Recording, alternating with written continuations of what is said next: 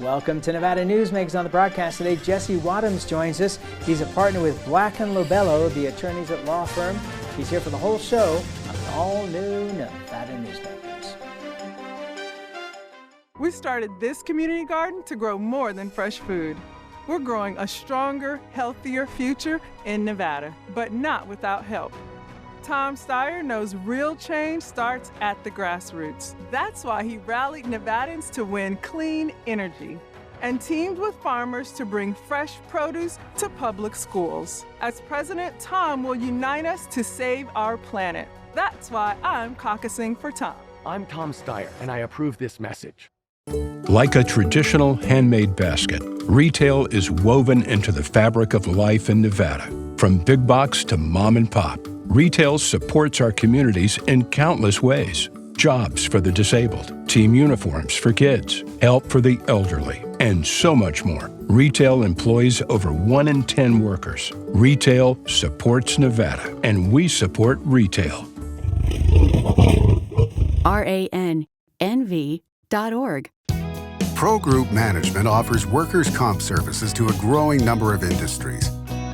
As businesses grow and change with the times, the need for a solid workers' comp program must be flexible and up to date. The evolving nature of regulations can make staying ahead of complex tasks challenging. But Pro Group Management simplifies the work so your industry can move forward and succeed. Pro Group Management. Workers' comp that works for you.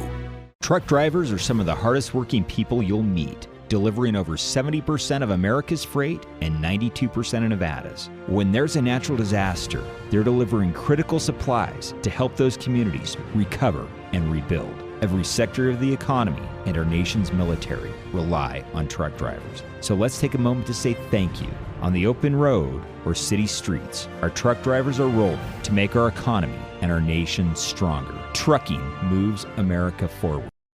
This is Nevada Newsmakers with host Sam Shad, a no-holds-barred political forum. Now, from the Nevada Newsmakers broadcast headquarters, here is Sam Shad. And back on Nevada Newsmakers, we're always pleased to welcome back to the program Jesse Wadhams. He is a partner with Black & LoBello, attorneys at law. Pleasure to have you here, sir. Thank you, Sam. Appreciate being here.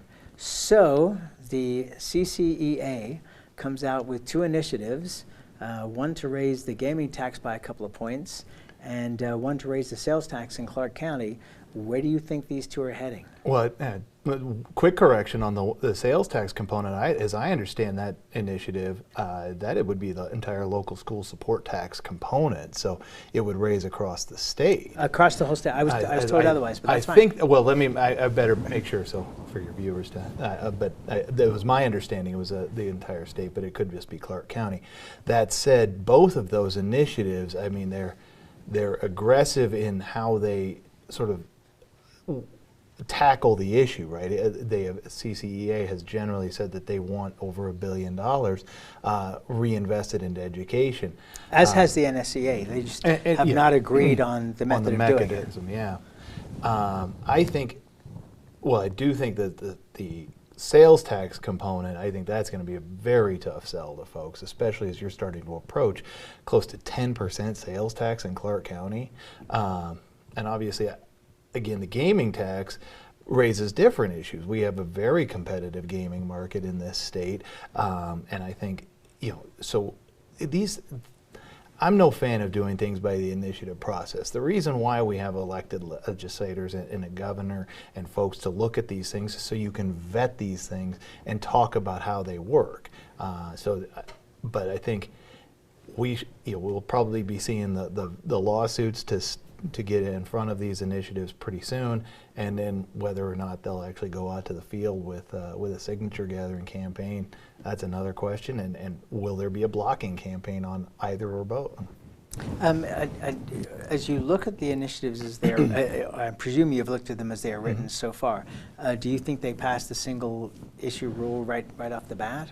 Again, and I don't want to substitute my judgment for the folks that wear the black robes in Carson City, right. But my first pass at both of them was whoever has written them has followed the trend line of the court's decision. So I think they're written relatively tightly. they have done a pretty good job of how they do the description of effect. The gaming tax is pretty much almost just the raising of the tax. It doesn't try to then spend it, so it's going to craftier lawyers than I can come up with better arguments, but they are relatively tightly written. So the initial challenge of the single subject and this description of effect, those are going to be interesting to move forward. Description of effect is always kind of the key component, because you can always talk about effects and how things work in different ways. So I think we'll see, but they're written well. I don't want to speak for Virginia Valentine of the Nevada Resort Association, but I would point out that I think that the reason that we're still seeing multi-billion-dollar properties being built from scratch on the Las Vegas Strip are because of the gaming tax being so low, that if somebody were to lose $1 million, say in Pennsylvania, versus losing $1 million in Las Vegas, it makes much more sense for that gaming company to be in Las Vegas. So I think that has been an incentive over the years to have companies come and continue to invest in Nevada. Do you agree with that sense? I do. I think you raised the point about, capital tends to follow, where the returns can be, and I think obviously Vegas and Nevada writ large, but particularly Las Vegas, is a robust, it's a healthy economy. It's drawing lots and lots of visitors. Didn't we see that McCarran had the largest passenger count, another record count? So people are coming to Las Vegas and they're spending their money, and I think that is all part and parcel of a robust entertainment economy around gaming that I think, again, moving the pieces of that, you start to change. So I think, again, these things ought to be vetted, so you can have folks who know economics talk about why things work the way they work, so that you can mitigate, moderate, and look at funding mechanisms that are more appropriate to the need. And isn't it an issue that people don't really talk about that much, but that retail has become as big a part of the entertainment industry / gaming as the game? In fact, the gaming part is around a little over 30%. Yeah, no, and I think that we've seen those same numbers across the state. I think you have seen that the gaming tax or gaming revenue as a component of what these resort properties are doing is a falling share. Where at one point it was 60-40, now it's moved probably lower than that. But I think that's right. I think you're seeing that there the other components, the sales, the retail, the hotel, all of the other ancillary components of those properties are the growing revenue pie, and gaming is sort of a shrinking component of that. The other part is that the cost of all those other things has gone up dramatically over the years, where before you would get potentially free rooms if you're a good gaming customer, or free food, etc. Now you pay for all of those things unless you're really at the very highest level, or your comps are qualified by the amount of money you're spending. But you're also seeing we saw a big change for Las Vegas in terms of nightlife, and those nightclubs were just generating tens of millions of dollars. It was unbelievable. But now you're seeing the sports part come in, and this is going to be even bigger, I'm presuming. I think that's right. I think and I think it's interesting, because I think a lot of folks look at those sort of old, way, the free room, the cheap buffet, just a pool with a chair outside. I stayed in that motel. See, I think the old image of those things, especially around, say, Reno, is, but I think as you see how these properties have moved, I mean, the hotel rooms are staggering in just their in their sort of level of luxury. All of the those facilities have been improved, so you are seeing, while the cost has gone up of those components, I think you've seen the quality and the draw of those pieces become much more involved. I mean, you'd mentioned the nightclubs, but the day clubs now too. I mean, an entire concept that is sort of relatively recent to the, so again, I think all of these pieces all play into the puzzle of what a vibrant entertainment commodity in Vegas is going to be, and I think the sports will also show more. I think the Golden Knights have done an amazing job of how they've integrated into the community, and I think the state writ large. And I think we'll see how the Raiders do. I think that's going to be a big move. Is there any doubt? No. I think that they will do very well as well, and I think that's going to put us in the mix for NBA and then baseball as well. And let me bring up soccer. I mean, not only national soccer, but international soccer. Absolutely. I mean, that is a huge draw, and that would be another market. It's been interesting to watch the Morello Group with the Grand Sierra in Reno and now the Sahara in Las Vegas. Their connections in terms of being able to market to the Hispanic community are huge. And I would be shocked if soccer was not a major component of where they're heading. Well, Las Vegas proper has been talking about getting an MLS team. They have the minor league teams, and I think both minor league teams in Southern and Northern Nevada have done very well. I mean, the games are well attended, and fans are very engaged, and I think the demographics that it appeals to are certainly they're growing, and we need, I think, the components that promote those opportunities are going to do well.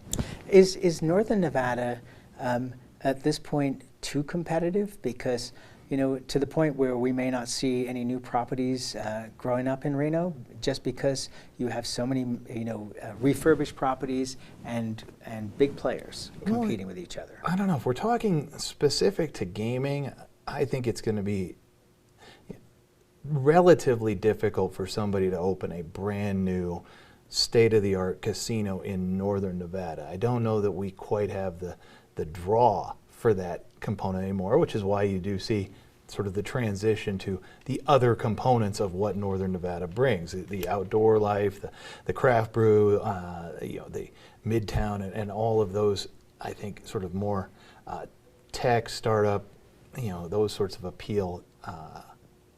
I think Northern Nevada is probably seen its last major casino developed.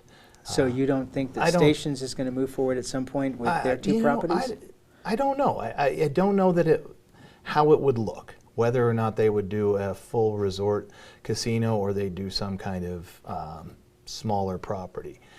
I think Northern Nevada's economy is very competitive in terms of how those properties are utilized and whether or not the gaming draw is here.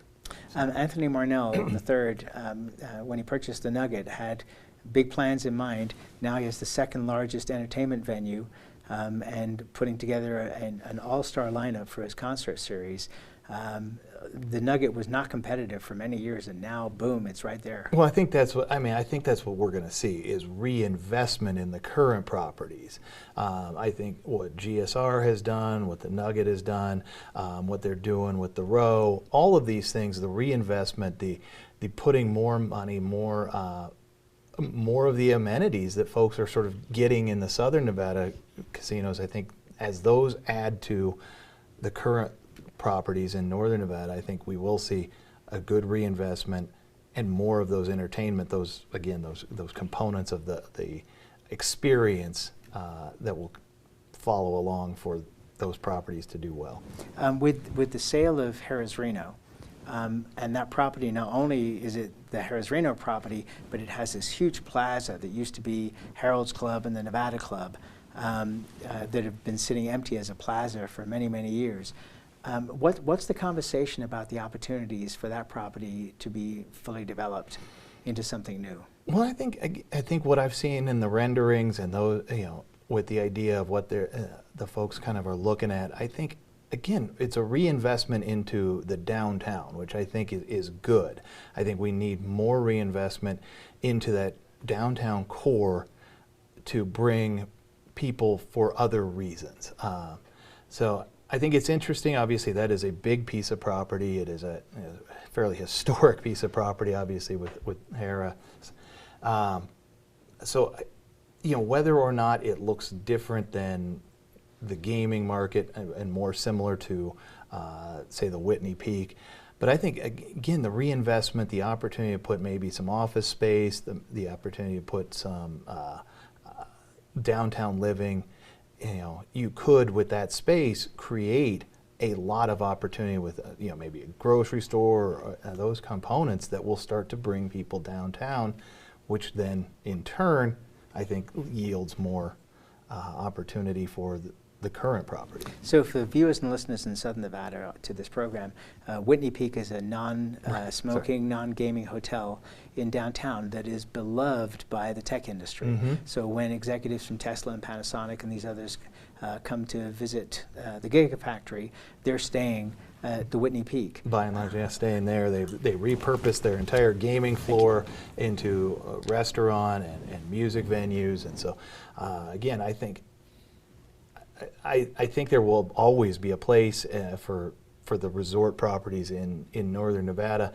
And I think as they continue to develop and create more amenities, that's going to create more opportunity downtown to do other things. Yeah, to say the least. All right, let's take a break. More with Jesse Wadhams when we come back. Tamarack Junction is South Reno's hotspot with over 450 of the latest slots and video games. Sully's Sports Bar, the Dining Car Restaurant, William Hill Sportsbook, and the Tamarack Steakhouse and Lounge. We're just north of the Summit Mall in South Virginia. Yeah. Ahern Rentals began as Signal Gas Station on Las Vegas Boulevard. Founder John Ahern grew the business by offering rentals. His son Don built on John's legacy, growing Ahern Rentals into the largest independently owned American rental company, with 89 locations in 30 states. Don also brought his experience and vision to equipment manufacturing with Extreme Manufacturing and Snorkel. Today, Ahern Rentals continues to bring its family values to a new generation. Learn more at ahern.com. Hi, I'm Eric Robnett, owner of Home Energy Experts. Has this ever happened to you? Honey, did you remember to turn down the thermostat? Forgetting to set the temperature? Not fun. We can help. Our new smart thermostat keeps the temperature set for your comfort all by itself. I'm feeling hot now. To increase your comfort, go to homeenergyexperts.com for details. That's homeenergyexperts.com. The signs and symptoms of cataracts can start out small with subtle changes in your vision. So don't wait. Be proactive and take your vision into your own hands. If you're experiencing the onset of cataracts or just have questions, contact your eye care professional or call Eye Care Associates of Nevada today. Dr. Hiss has years of experience specializing in the surgical correction of eye disorders and has completed over 84,000 vision correcting procedures. At Eye Care Associates of Nevada, we'll change the way you look at the world. The Tamarack Junction Steakhouse is known for signature steaks, handcrafted cocktails, and world-class wines. Join us Thursdays and Friday nights from 4:30 to 6:30 in the Steakhouse Lounge for live music, gourmet plates, and well-priced wines, just north of the Summit Mall on South Virginia. This is Nevada Newsmakers. And back on Nevada Newsmakers, we continue our conversation with Jesse Wadhams. He's a partner with Black & LoBello, attorneys at law. So we've seen this, for want of a better word, merger between mining companies in the northern part of the state. Has this all shaken out now? Are we moving ahead? Yeah, so far. So it's a joint venture. So technically the companies didn't merge. Barrick and Newmont created an LLC and put the assets of the companies into that joint venture for Nevada operations. There are still some components that are outside of the joint venture, but not a lot. It's moving forward. Obviously, Nevada Gold Mines is now the operator in place. So it is starting to shake out. It's got sort of a term to look at how it operates. But again, I know we kind of talked about this at one point. These mines, especially in certain places, especially along the Carlin Trend, were right on top of each other. Also, outside of Winnemucca, where there are certain efficiencies that do make sense, especially when you're taking ore into a mill. Does there need to be two mills essentially next door to each other, or could you process? So I think the example of that was the Twin Peaks and Turquoise Ridge outside of Winnemucca, where Barrick's Turquoise Ridge was processing at Newmont's Twin Peak or Twin Creek, and so I think you will start to see some efficiencies of scale, some ability of I think it probably also bodes very well for exploration around these sites too, because then you're going to want to see what else you can do now that you don't have to create a new mill or create a new roaster or whatever you're doing in the additional components. You've sort of taken some of the transport, some of the additional capital expenses off the table. And now we're seeing another big mine, not part of this joint venture, but another big mine potentially opening up near Winnemucca as well. That's what I've heard. I think there's good opportunities. I think that's what we're seeing is, again, exploration again, that is getting out there and looking at all of these opportunities. And so I think the exploration companies and junior operators are starting to kind of reinvest themselves to see what they can do. Are we seeing a lot more discussions between the environmental community and the mining communities in terms of protecting the environment, but also being able to continue mining? I think the mining, the mining companies, as I have worked for them over the course of time, have always tried to take their environmental stewardship it was a very big component of what their ethos. Both Barrick and Newmont were on the Dow Sustainability Index and are. And even they take into account these things at the front end of the mine site. It's the permitting process now is very much takes into account things like deer migration corridors, and they will move leach pads and move things to sort of accommodate these things. And I think we will see more discussions, more probably collaboration on all manner of environmental components, with regard to wildlife, with regard to permitting. So I think those conversations are ongoing. I think they've always generally been there. I don't know that we're probably seeing more or less. I think really in the modern permitting process, the collaboration starts early. All right, let's take one more break and we'll be back with Jesse Wadhams right after this.